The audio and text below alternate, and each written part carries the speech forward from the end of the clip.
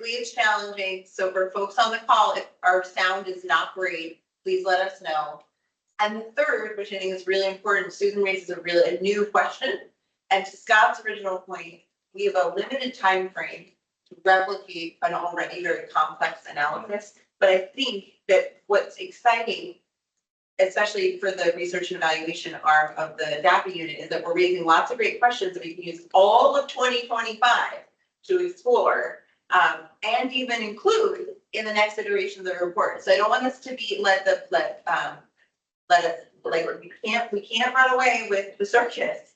We've got to stay focused on the things that we're trying to do. And Susan, I'm so excited that you raised these questions. Like they're really important ones that we should explore. I also want us to be mindful of the confines of the time and resources that we have too. So hopefully the sound is okay, and folks can like thumbs up if it is great. And so now everyone can hear. Here's how loud you have to be if you are speaking. Thank you for making those points. I think those are so important. So I think we will capture everything that, if there are any ideas for additional research. We can't promise that those will be feasible over the next couple of months, but I think it is a valuable exercise regardless. Yeah, I have a pretty loud voice, so you'll probably get to hear me, but we can all try to figure out the room as much as possible. So why don't we walk you all through the at-risk definition, and we can pull up a quick flow chart before we jump into any additional questions on I this. thought with I'm reading the chat. Kathleen had a separate comment in the chat that we didn't cover, but I think it's on a future slide that we'll get Exactly. into. Yeah. Okay. Perfect. Indeed. So moving on to the second bucket of at-risk folks, as I think we alluded to earlier, this is drawing off of the SD K-12 sort of the public, which covers the public school students as well as those who are placed into non-public schools at this district's expense. So starting with this list, we leverage three sort of different factors to help us arrive at the analysis. One is based off of the credit attainment sort of on track criteria that we worked with the SD folks last year to understand and to unpack. And I'm happy to certainly capture any changes that may have happened. Secondly, we look at attendance. So of the number of days that are available for instruction in that school year, what percentage of those were attended? And those criteria differ slightly by grade.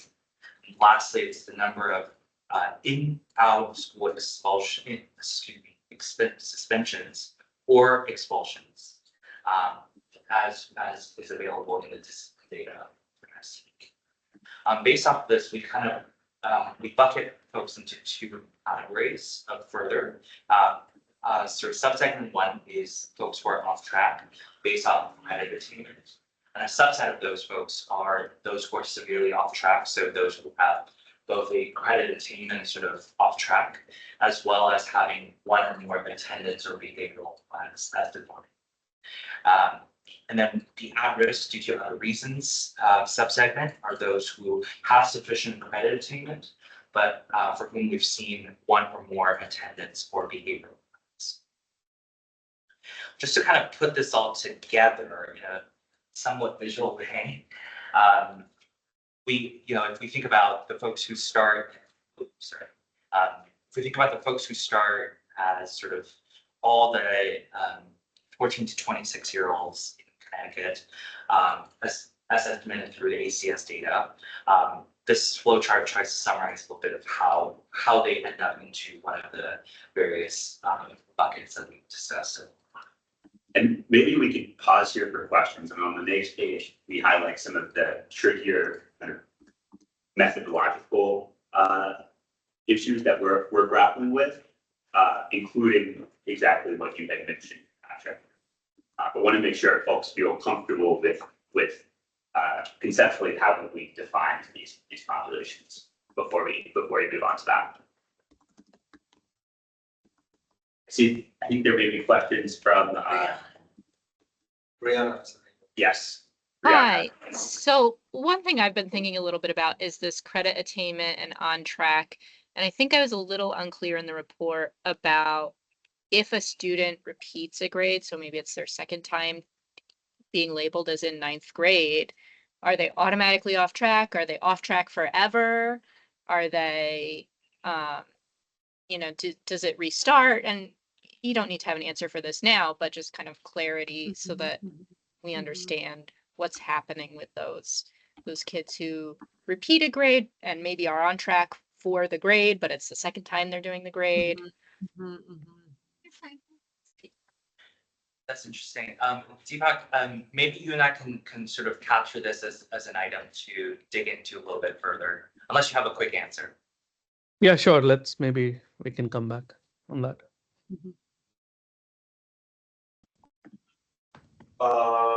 If question from Rachel was. Question in the room. Question- Is there a flag for repeating a grade? Sorry, I modeled poor behavior, as she said. No, I was trying to model you, Rachel. I was channeling your energy here, so. So depending on what we're sending, there is a grade. I don't know if we're sending the early indication tool data or if we're just sending records of data by year. If it's records by year, you should be able to determine who is repeating. If we're sending the early indication tool, I think that we actually calculate that and give a marker for it. Either way, it's knowable. You know, I think it's like, I mean, Brianna and I have sort of talked a little bit about this, and Scott, to your point about like, what do we do going, like, what should we do? You know, whatever happens in this report, like going forward, we're sort of still thinking about that. I think it's almost like, you know, if a kid earns 3 credits in their 9th grade year, first time, and they earn 3 credits when they repeat 9th grade. Yes, they have 6 credits, but the pace at which the second year went is still not good, Great. right? So with 25 credits, we were almost leaning towards saying, you gotta earn 6 every year. If you're not earning 6, and maybe 12th grade, we make a little exception because kids do some funky things. Maybe 9 through 11, say, you have to earn at least 6 every year. Otherwise, you are, you know, over age, under credited kind of thing, you know, because we're not necessarily calculating that here. We're just saying, are they on pace? Yeah. So maybe a 6 credit per year. I don't know. This is still, we're still sort of thinking about this, but would welcome any thoughts that you might have as your. And this is the thing I want to come back to. I think Brianna wanted to jump in. Go ahead, Brianna. Yeah, sorry, one more thing in conversations, does it even make sense to calculate credit attainment on track for 12th graders? Because at that point, you know if they're graduating that year or not. I mean, they're either graduated or not you don't need to worry about if a 12th grader is at risk of graduating. They did or they didn't. So, and that's knowable. So kind of thinking maybe we don't even have to worry about labeling a 12th grader as on track at the end of the year or not. They either graduated and they're good to go or they didn't. Yeah, I think that's a good point. Because the rule for what grade a kid is in is a district determination. So who is considered a freshman, sophomore, junior, those rules are determined by the district. They tell us the grade.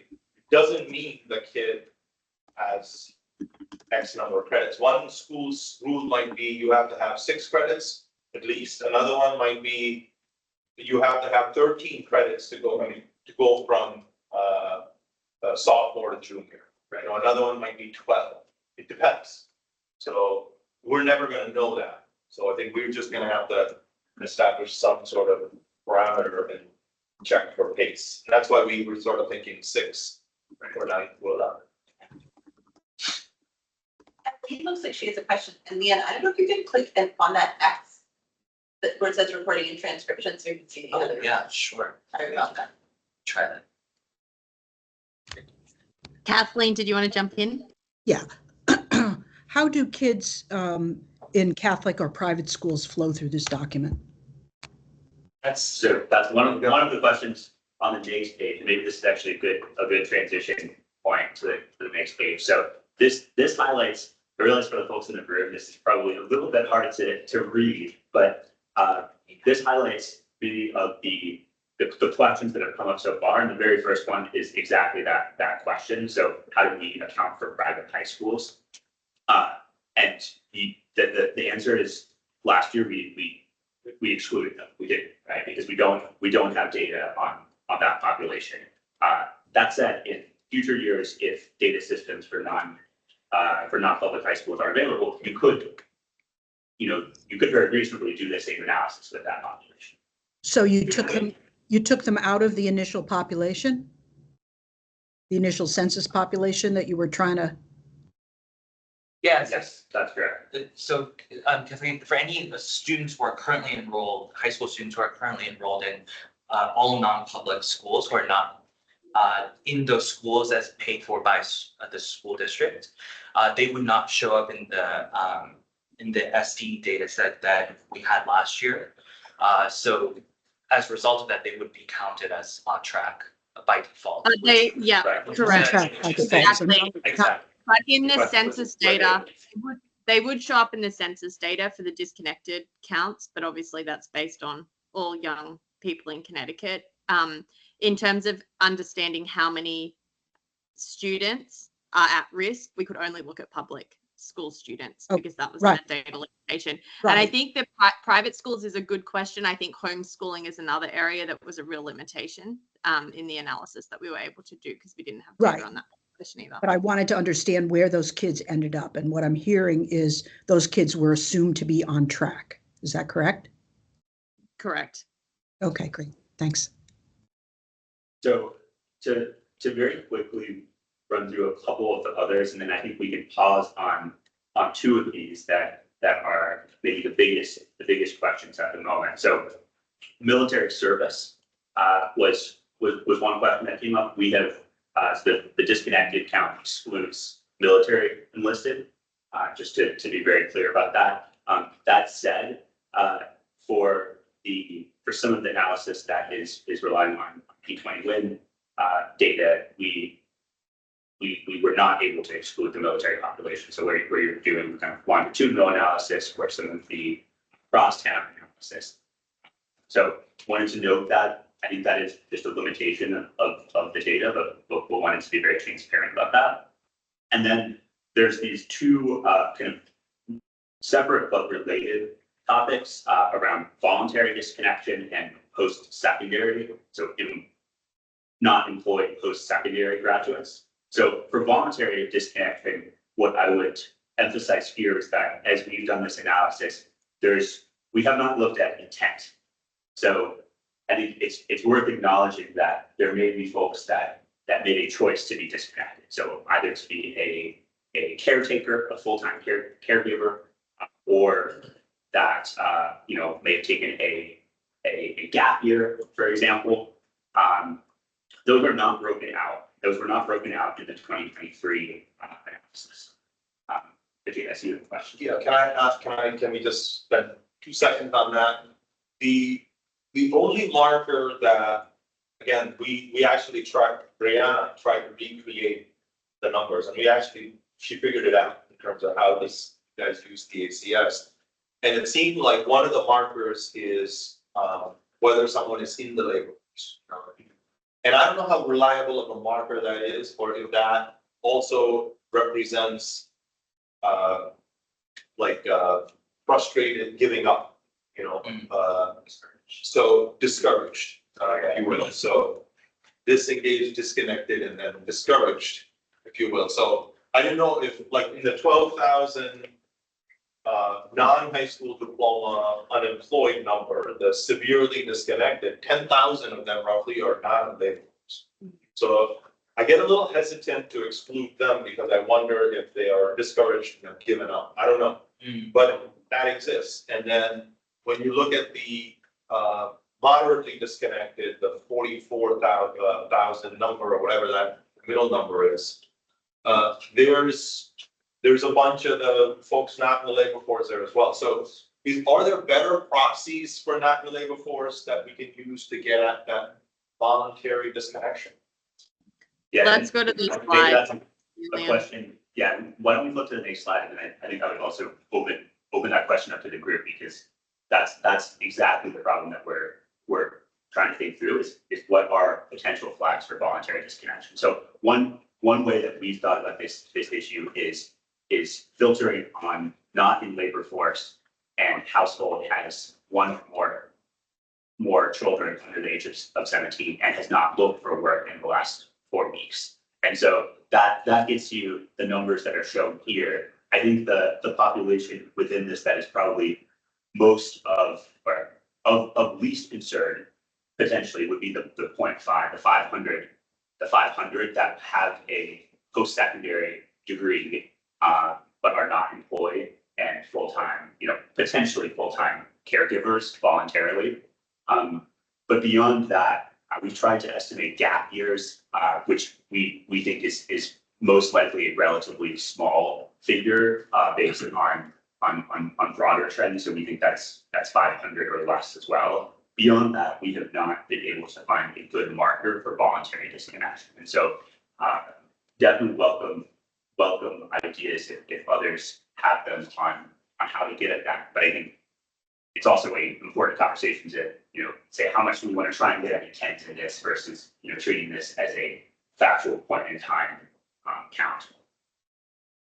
Well, I mean, one thing I would do, I'll go back to the same idea I had before, which is look at household income, because, even if a person is disconnected by our definitions, if they're living in a household where there's a lot of money coming in, the policy response is not going to be to give substance to this person anyway. So, I look at that, and one of the things that we think is happening with some of our surveys is that there are people who are, we as economists would say are working, but when they answer these surveys, they say they're not. Yeah. They're an online influencer, they're selling Etsy out of their garage, they have some activity that they're doing that is making them money that they don't think of as work. Now, we would like them to call it work, but we can't force them to answer our survey question the way we want them to answer it. You love what you do, Patrick. You What? never work a day in your life. That's right.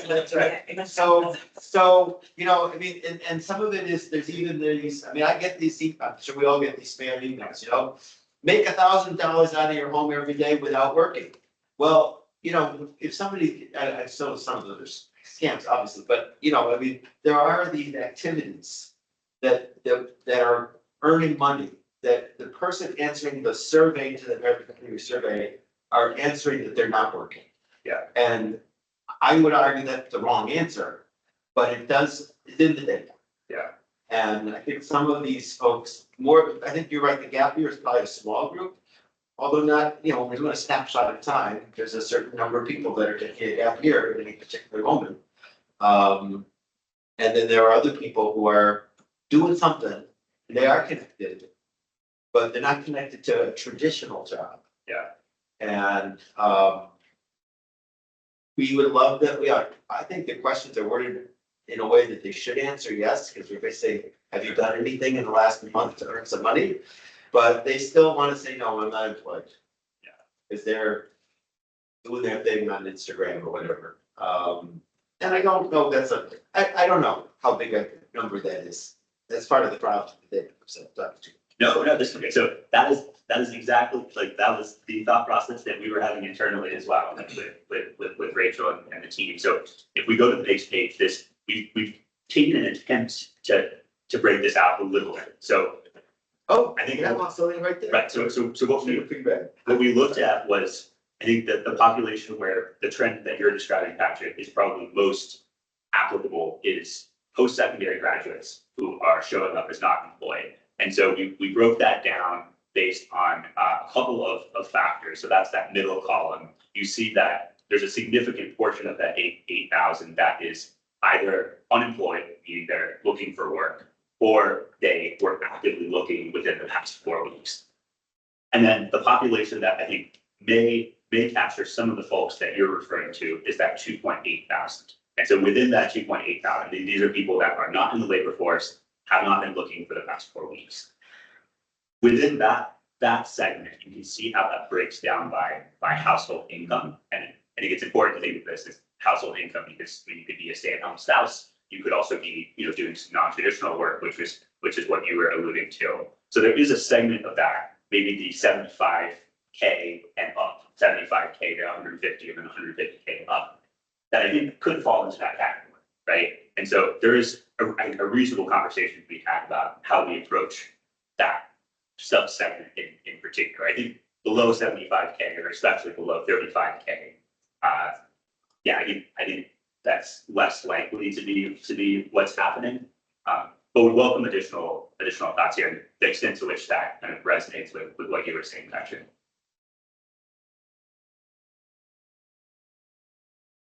If I could just jump in for a second with a word of caution.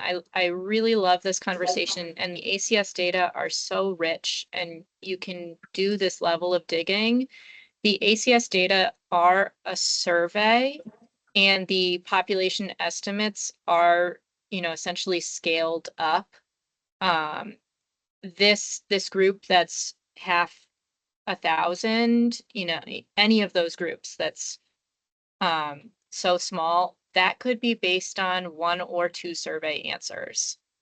So I'm just a little cautious about, slicing and dicing the ACS data so small, because like Patrick said, it could be based on someone answering differently than we would expect them to, or than we think they should.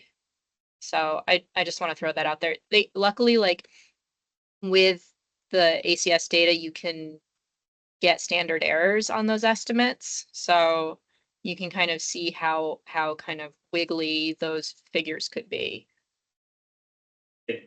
Brianna, I think that's such an important point, and that's why we try to be cautious in terms of how we slice and dice this, because I think there's some question about whether you would want to use this internally or certainly externally as you're communicating this, given that limitation. Our goal with this was just to get an order of magnitude sense, right? Was to get a sense for, how big of an issue are we potentially talking about? I think we know what we can reasonably conclude is that it's not a massive issue, but once we get down to like the more precise levels, is it 500, 750?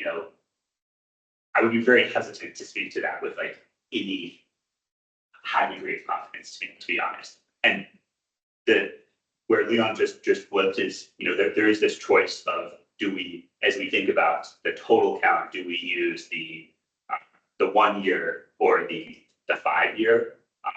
We have kind of steered towards the 1 year because it's the most current data, but we did run that same analysis using the 2021 data to show what it would look like if you were using 5-year estimates, which, there's some trade-offs involved with that, but for certain types of analysis, that could also make sense. But I know, I want to try and make sure we take on responsibility for this as a state, but to ask the BCG folks, because you've put more time into this. So I feel like we're having a lot of discussion about the census data. The census data is entirely out of our control. It is what it is. It has limitations to it. There's some benefits to digging into it. Is there anything in digging into the census data where you saw some factor, some variable that we should think about, whether it's in the administrative data from any of the agencies, so like household income or household structure or number of dependents or something? Is there something where you said, like, that seems like it's telling us something from exploring the census data? Let's see if we have that in the administrative data, because what all the agencies will have to go through is think about the release of your own data for this request. And if there's something that would be informative based on the census data, now's the time to kind of catch it, so that, again, we're not 3 months down the line and saying, oh, I wish we asked about household income in this data, or wish we asked about something else. Is there anything you saw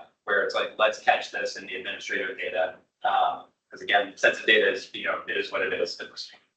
I would welcome quick reactions, but this may also be one we think about a little bit and kind of share back on, early next week. But Leon, Deepak, others, feel free to share anything that's top of mind. I would be happy to give like a summary answer. And as you all know, we've been engaging with folks like one-on-one, those 1,000 sessions, if you will, and also via email. And I think, Patrick, I know we spoke about household income, for instance, and I think we really appreciate your thought partnership. I know we've shared the live links to these to the data request elements of like what we've included here is basically what we heard was possible, the art of the possible based on the current data structure, readiness, etc.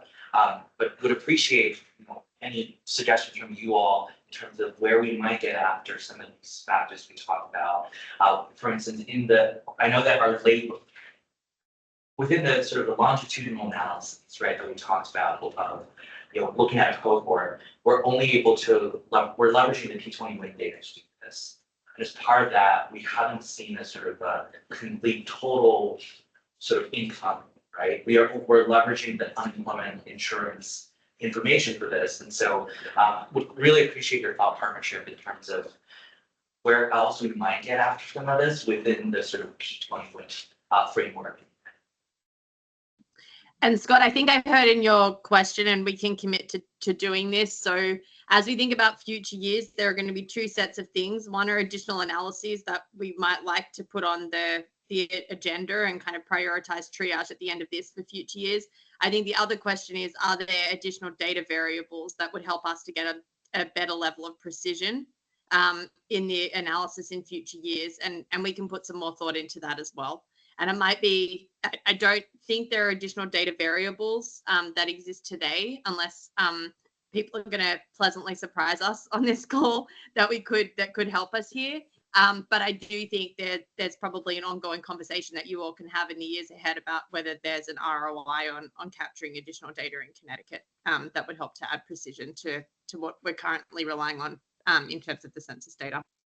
It's actually a tricky conversation, a possible one, but maybe a dangerous one to make assumptions here. So the not employed but has a degree we think is disconnected. There's probably flags in every agency's data somewhere, like I'm thinking for the State Department of Ed, like had ever received free or reduced price lunch, right? Means that your family income or your house could be used as a proxy for household income.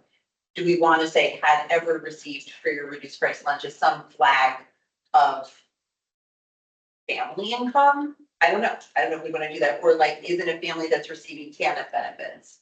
And so do we want to make this leap that if you're not employed, but you have a VA, but your family at some point received TANF, that you are disconnected? I don't know if I like that line of thinking, but that's probably in my mind what would be available if the individual people don't report their family income and we can't proxy it any other way. So I don't know, that's where my thinking is. I'm really glad you flagged it, Scott, as something to think about. Because I was thinking about when we get to the match and merge and transfer place, like there's this kind of a big giant master code book that brings together all the elements so that we can think about what do we match together for everyone. But I don't think there's any one, it would have to be a crosswalk. And I just feel like we'd be making some really fuzzy assumptions that, as I said to the BCG team, feel too deterministic for me to want to make that leap from one side of the gap to the other. But I think that if we wanted to test it behind the scenes, it wouldn't be the worst idea. But I don't know if it would be like for prime time. That's maybe, I'd say that's a better way of thinking of it too, is like, is there something where you're like, I wish we could like test this or analyze it? There is a window to do that. And as having like looked through this and gone through some of the discussions, I can't think of anything that like we have readily in administrative data that's going to unlock, some secret of people's intention or like the nature of being disconnected from the course. Like, yeah, it's just like, I don't think there's something that we're missing. But if there's something where you're like, okay, but this tells us something, then like now's a good time to flag it because it could be in the data set for the analysis, and then you can discard it later. But you don't want to be in a position where it's, I wish we asked for that. Yeah. I think our neutral perspective is there is exactly that. There is, we'll dig in again and let you know if there's anything that we come across.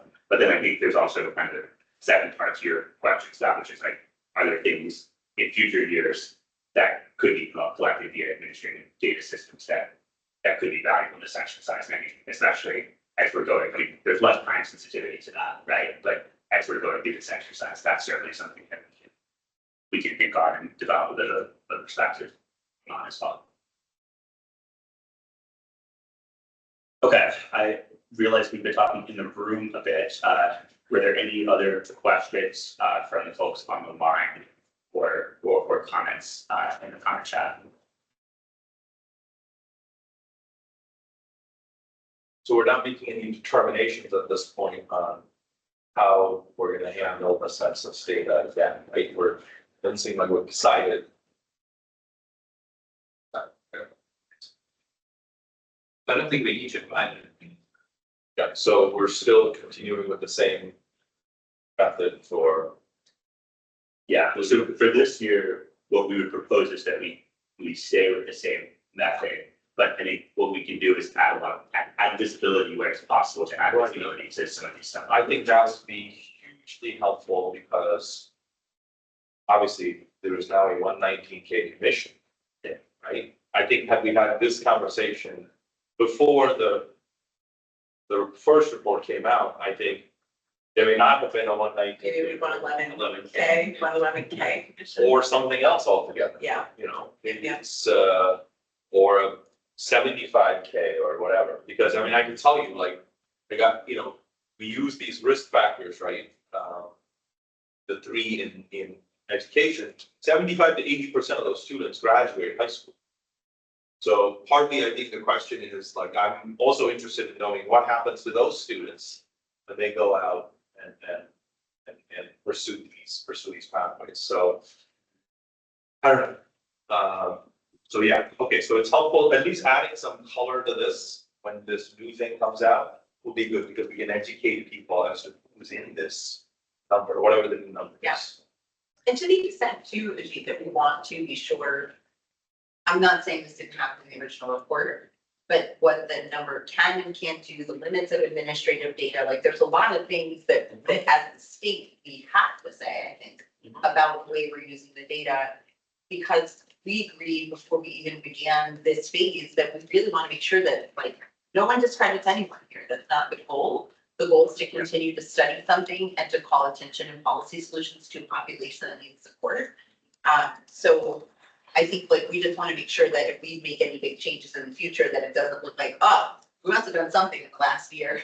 We drove that number down by 20,000. So we want to stick to the same method, recognizing some of the challenges and maybe making those clearer to the audience when we.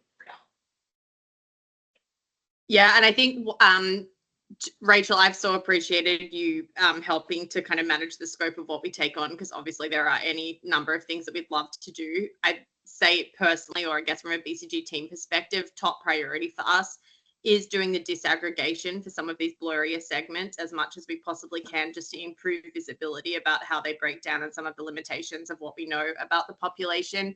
I think the other thing that will potentially be quite informative is if we have more years of wage data for the 14 to 26-year-olds that are in our different categories, that may also teach us quite a bit about, a post-secondary, if at a point in time we have a post-secondary degree holder that's out of work, but we see that the vast majority of them go on to have a job, the following year, that might kind of inform how we're treating the census data on that population. So I'd say those are two analyses that wouldn't necessarily be answering the research questions, but I think will certainly improve how we go about answering those research questions in future years that I would really like us to be able to do this year. Great, so I think that largely covers the two that we most wanted to engage with with this group. The last one I will briefly mention, the question we got is how do you count for various ways within adult education? And we have a little bit more detail on this on backup pages, but essentially, if individuals graduated from a high school diploma or received a GED, they're on track if they're employed, and moderately disconnected if they're not employed. And if they're enrolled in an adult education program, so even if they're enrolled in an adult education program, the determination is still based on educational attainment and employment status. So there isn't kind of any additional enrollment credit that's provided just for being a part of an adult education program. Is that a change or That is the same as. that's what was done last time? That if they are just enrolled, that doesn't count as connection?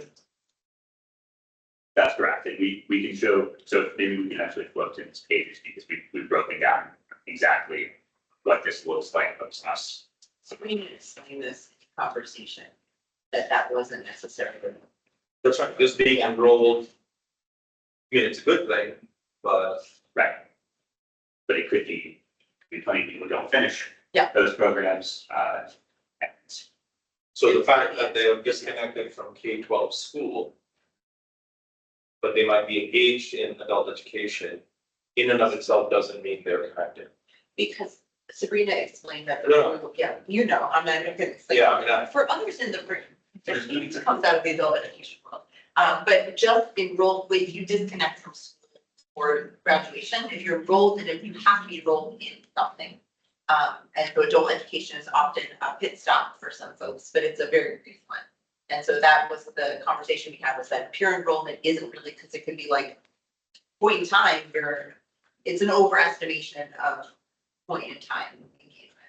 Because it's likely that would be very brief. Because we handle it differently for the in-school kid, right? So if the in-school kid is in school, they are connected, unless they show an at-risk factor. Right, right. So, but the fact that the student is already disconnected from school in K-12 is the materialization of that at-risk. yes, Yeah, that makes sense. exactly right. Yep, makes sense.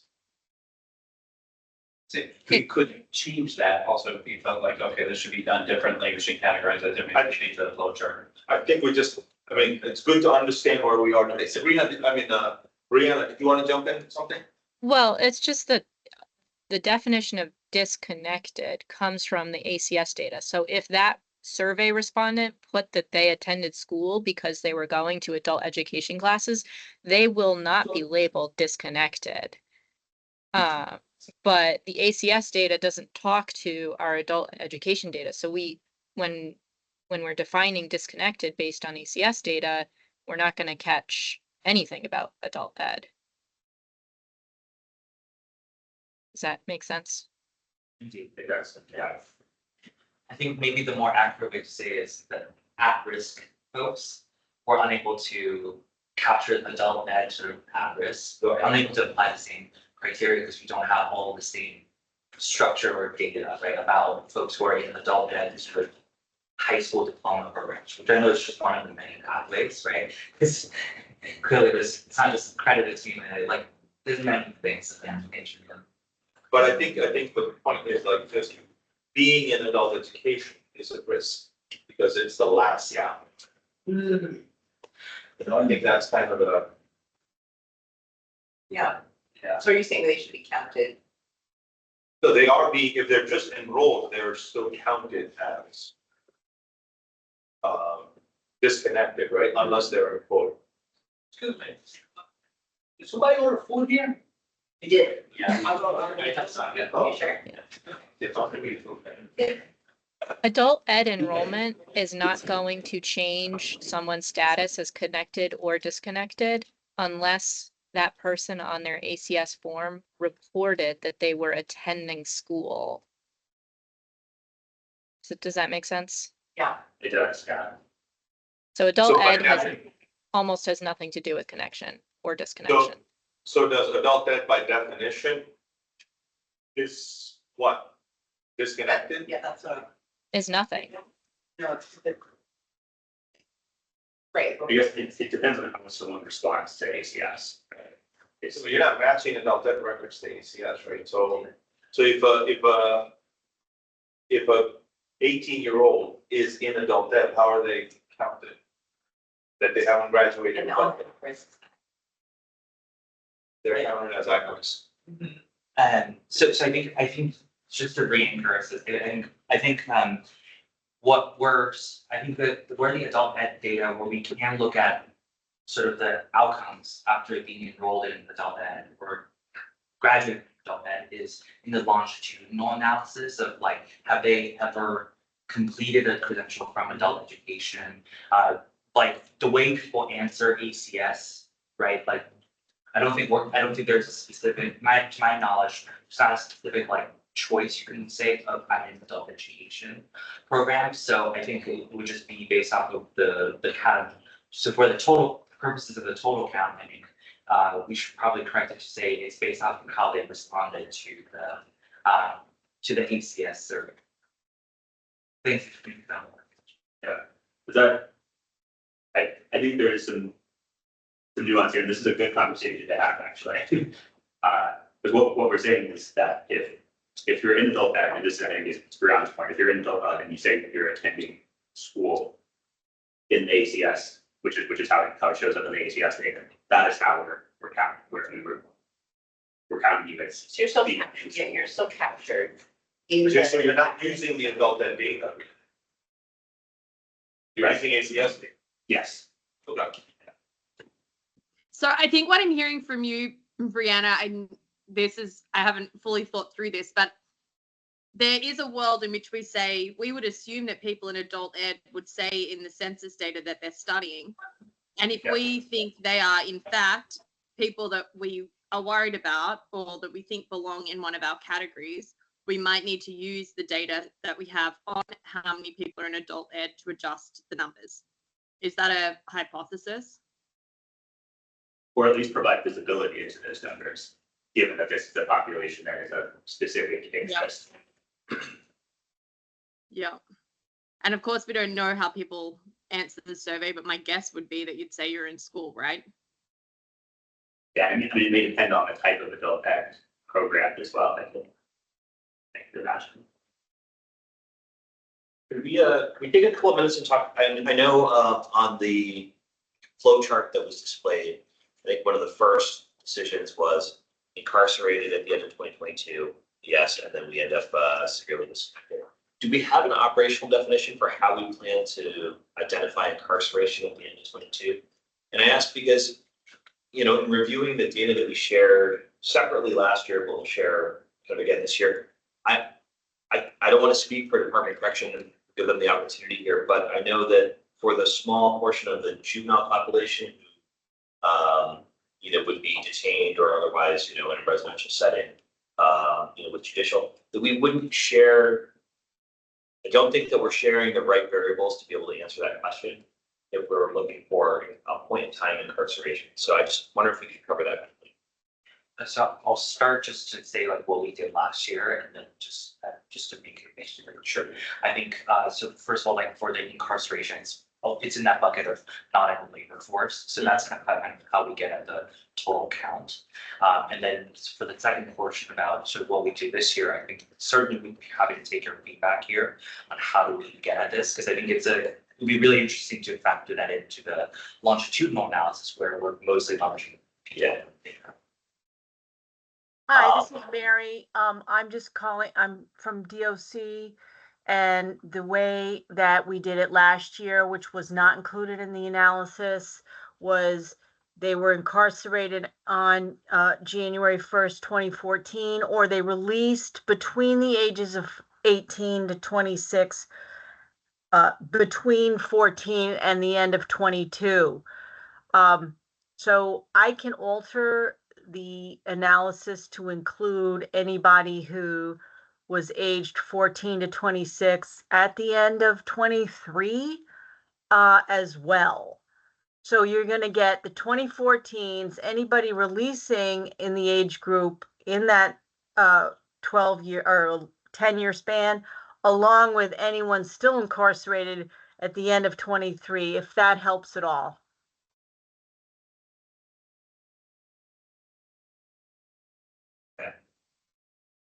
So for our portion, I know we indicated that we provided days of detention or something like that, or days of you know, residential stay, length of stay total. But I don't think that we had any sort of, you know, any variable that would be, you know, point in time sort of at the end of 22 or at the end of 23.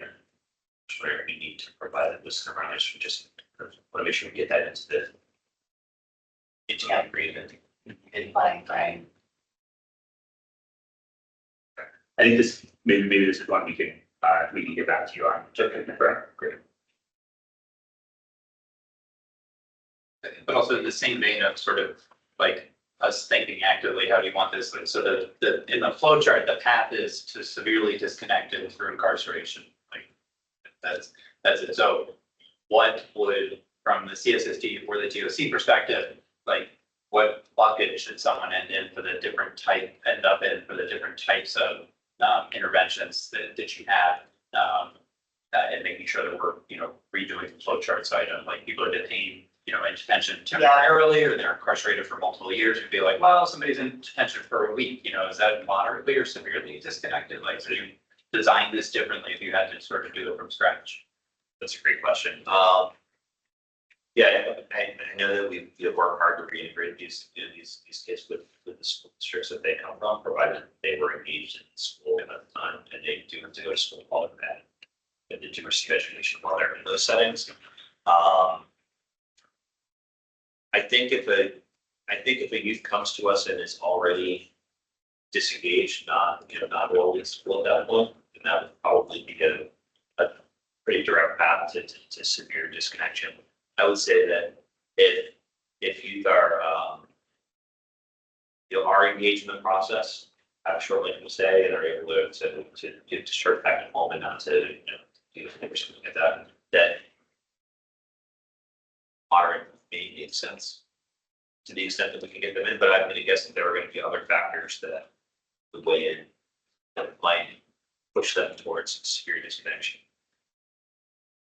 If it were up to me, speaking from DOC terms, not, and I defer to Brian on his judgment on this topic, but I would say anybody incurring a sentence would be severely disconnected rather than anyone pretrial only.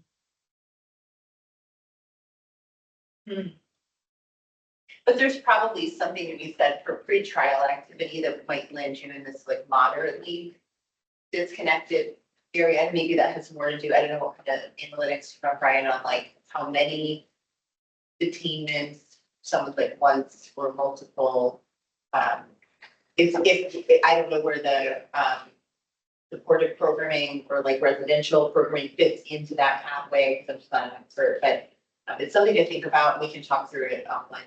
Yeah, I made a note to talk to our GRS folks about sort of what the kind of reconnection might look like. Okay. We'll get some feedback from that. You have a question, Patrick? No? Yes? Well, it's not about corrections, but it sort of goes back to the very beginning of our conversation today, where we said we didn't want to get into the weeds at that moment. I know we did it. But we do need to get into the weeds, So I think, which is, no, you go. so the topic I wanted to bring up, which was is again, the cohort question. Are we talking about getting an additional year's data on the group we studied last year? Are we talking about moving the dates and have a new group, and we're gonna do both? And we hinted at it earlier, somebody said year of birth. Yeah. And then said, well, we don't want to get into the weeds. And it's somewhat, we gotta get into the weeds and resolve that question. Who are we talking about? I think we have queried and Jana, I hope Jana can hear me. I think we've pulled everybody, meaning both a new year of data, workforce data for the age group, the birth dates of birth from a year ago, and then also picked up another younger group or whatever. So correct me if I'm wrong, BCG team, but for everyone but the Department of Labor, it's adding on a year. But for Department of Labor, we're asking for more wage data than before and shifting. Well, no, keeping the same cohort. I guess the simplest way to ask the question would be, we need to know what years of birth are we going to be looking for? And it can be, a wider years of birth than we did last year, meaning we're going to add a new group of people who are, who turned, came into the group. Yeah. But we're also going to be a little bit older because we want to look at the people who were, we looked at last year and now see how they're doing a year later. So we can do both. It's not an either or question. Yeah. But there's a specific question, and maybe that will come in the documents that you're going to put together for the data requests. Yes. Of what years of birth are we interested in? And Dana was just confirmed in the chat that you need clarification on years of birth. It's both for the Department of Labor. Yeah, I think the answer is. if you're correct, it is both adding on a year and extending the wage records for the original group. That's fine. I just want to make sure that we're in the weeds enough to answer that question. We are. Yes, we are. Thank you, Patrick. And why don't we make sure that we email everyone the exact same years for the dates of birth? This has come up in different email conversations with different Mhm. agencies, but that you're right, Claudia, so maybe that, I want to be mindful of time, because I don't know if we're gonna talk about 2H. We like. Well, I didn't mean to, I'm sorry. No, you didn't hijack anything. Everyone's doing awesome. But one thing we want to flag is that there's still time to sort of litigate, to have a conversation about some of these finer points. Because we want to move from draft request / agreement, like we want to move that from a draft stage to a state to be signed. And I think that's the goal for next week, which is why we wanted to have this conversation today. Clear up as much as we could about questions, either make decisions and or hold on to decisions already made, but with greater clarity. And then next week is really about, pushing out what's in that draft data request to all the agencies. Is that right? No, I think that's exactly right. So we don't have that much time left, and we're the thing standing between you all and lunch right now. But if you'll bear with us for one other topic, which we can cover relatively quickly, and then we can quickly talk through some of the next steps that you articulated. So I think we've included methodology for all of these, but the one that we can talk a little bit more about right now is 2H. So what are the channels, pathways, and other factors that are associated with being at risk and disconnected? And what we would like to do is look at both out of school and in school factors. And so if we go to the next page, we have a list of out of school factors that are outlined here. So things like involvement with DCF, involvement with DMHAS, incarceration in high school, interaction with the criminal justice system, among others. And then on the following page, we've articulated some of the in-school factors that we are hoping to look at. Transient, so has someone moved high school is more than 2 times, enrollment in alternative education, enrollment in special education. And what would be great to get some perspective from this group on is, are there any other factors beyond the ones outlined on these 2 pages that you think would be worth including as part of this analysis, and then potentially in future years as well? Are any of these new, or is this the same as what was done the last time? I think the only thing that would be net new is the last year we weren't able to join in the individual level sort of criminal justice interactions variable. So that is that's the main net new one. And then we're And hoping DSS as well, DSS services will be added this Indeed. time.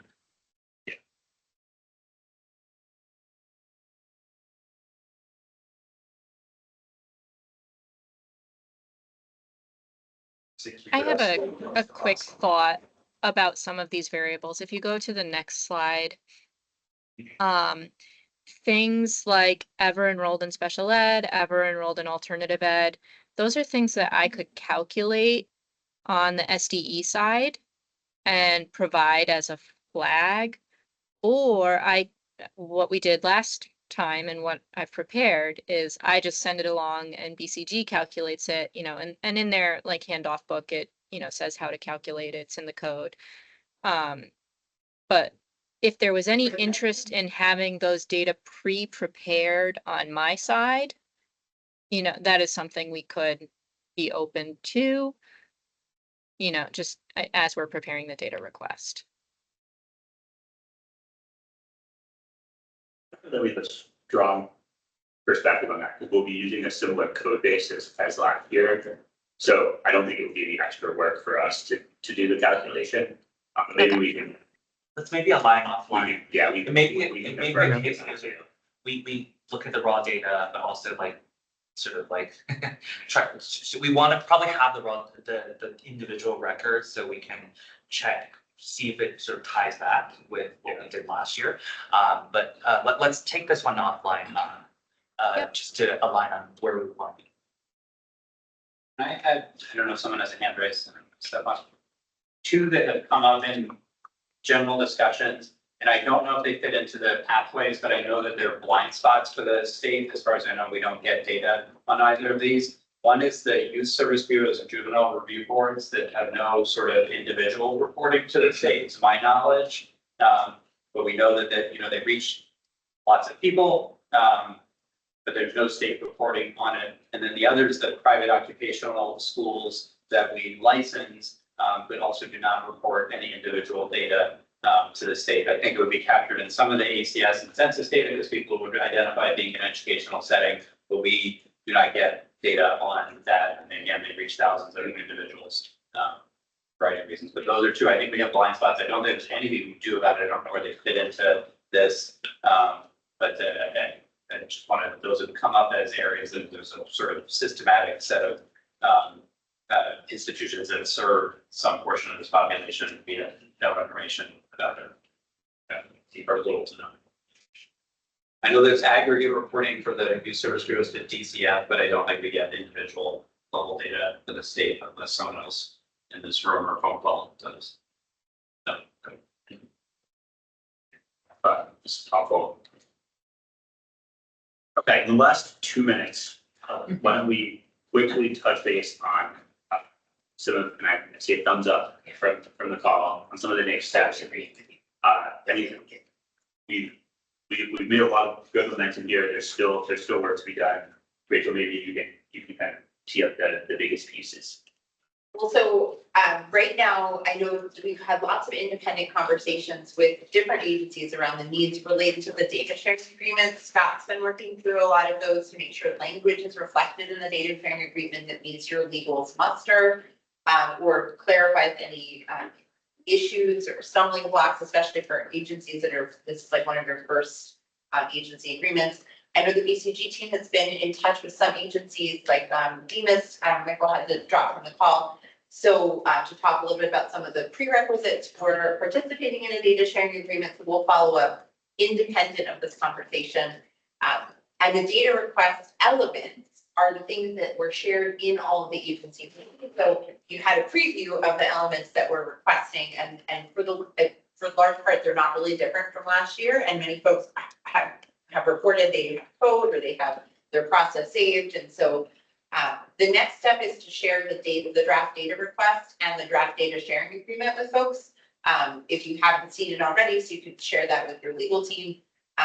We'll do that after today's meeting. We have another meeting with the team after lunch. And so later this afternoon, we'll make sure to ship those to agencies. Maybe we'll do it separately. I don't know if we'll do it en masse or separately to every agency. What do you think? I think it would help to do unmasked because that's everybody's seen their slice, but you want the whole picture together to get a sense of it. So we'll get that to folks and we'll circle back early next week to start having clarifying conversations, but you should feel free to send to the team, maybe not to everyone, but maybe to everyone, whatever is better for you. Some of the extra feedback or extra clarifying questions. The goal today was really to get through some of the real kind of sticking points and unpack some of the methodology. If you love today's conversation and you want to do more of this for a longer period of time, let us know. We will arrange that. Or if you need a separate conversation with our team and the BCG team, happy to arrange that. We are on track with the timeline right now. So we're really hoping that we can move to a data sharing agreement signing place by the end of next week into the week of Labor Day, which I know is still aggressive. But that would get us, for agencies that really need that agreement to start moving data, it would get them moving. And for folks for whom that's not the case and you want to start prepping what's in that data elements list, it is unlikely to change. So you can start moving with the information that you have. And it's already taken us 12:31. How does that work? That's Questions, concerns, you can use the chat. I see the chat here. You can put things in the chat, send them to us privately, state them publicly.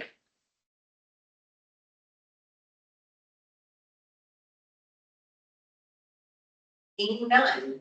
Okay. I would want to thank everyone here in the room and online for your time today, for for all of your time over the last 2+ weeks and for the time that you'll partner with us in the next week or two. And I hope you have a good weekend. Thanks, y'all. Thank you all. Thanks all. Thanks so much, everyone. Really appreciate it. Thank you.